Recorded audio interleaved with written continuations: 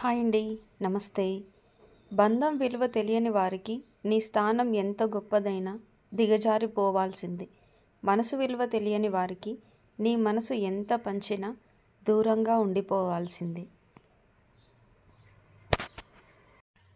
కొన్ని బంధాలు అంతే. మనల్ని చాలా ప్రేమించినట్లు అనిపిస్తాయి. కానీ వారికి కావలసిన వాళ్ళు దొరికినప్పుడు మనల్ని వదిలి వెళ్ళిపోతారు.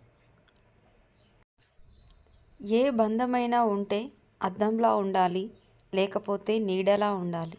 ఎందుకంటే అద్దం అబద్ధం చెప్పదు, నీడ మనల్ని విడిచి వెళ్ళదు. నీతో మాట్లాడడానికి టైం లేనంత బిజీగా ఉన్నామని చెప్పిన వారి మాటలు నమ్మకండి. వారికి కావాల్సిన జాబితాలో మీరు లేరని గ్రహించండి.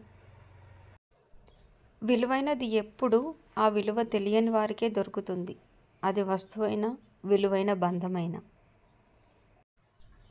నీకు ఎప్పుడు ఏది దక్కాలో దేవుడు నిర్ణయం తీసుకుంటాడు. అందుకే నువ్వు కోరిందల్లా దక్కలేదని దేవుడిని నిందించకు. ఒక్కటి దక్కలేదంటే అంతకన్నా మంచిది దేవుడు సిద్ధం చేసి ఉంటాడు.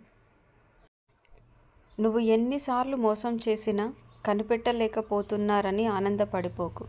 నిజానికి నువ్వు మోసం చేస్తున్నావని తెలిసినా ఎప్పటికైనా నీలో మార్పు రాకపోతుందా అని ఎదురు చూస్తున్నారు అంతే.